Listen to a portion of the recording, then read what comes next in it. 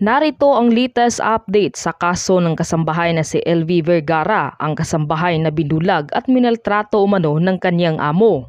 Lumutang na ang isa pang dating tauhan ni Franz Ruiz at ito ang kanyang nakakagulantang na revelasyon.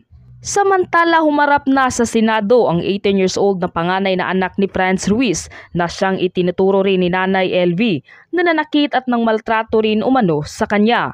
Narito ang buong detalye. Ngunit bago tayo magpatuloy, huwag kalimutang i-like, share, subscribe, and click the notification bell for more updates and for more upcoming videos. Maraming salamat!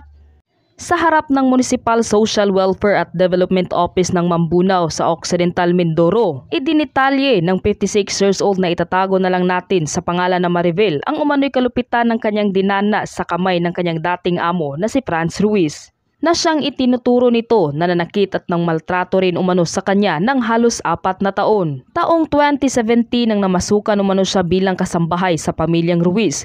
Mula noon, masasakit na salita at pisikal na pananakit umano ang kanyang nararanasan sa tuwing siya ay magkakamali. Kinukurot sa likod.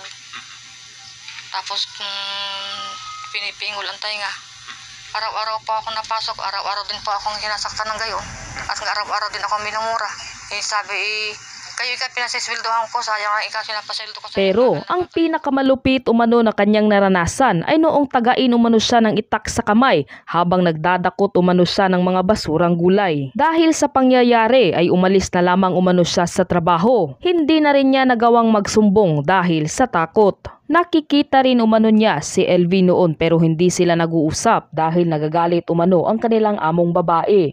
Hiling niya ngayon ang kanyang kaligtasan at handang-handa umano siya na maging testigo para kay Nanay LV.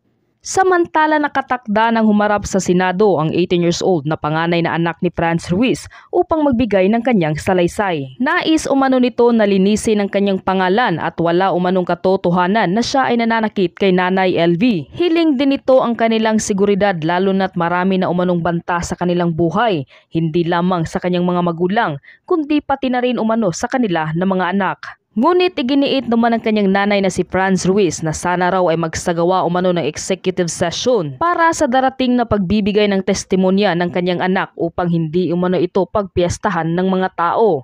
Ikaw, ano ang masasabi mo sa video ito? Mag-iwan ng komento sa baba.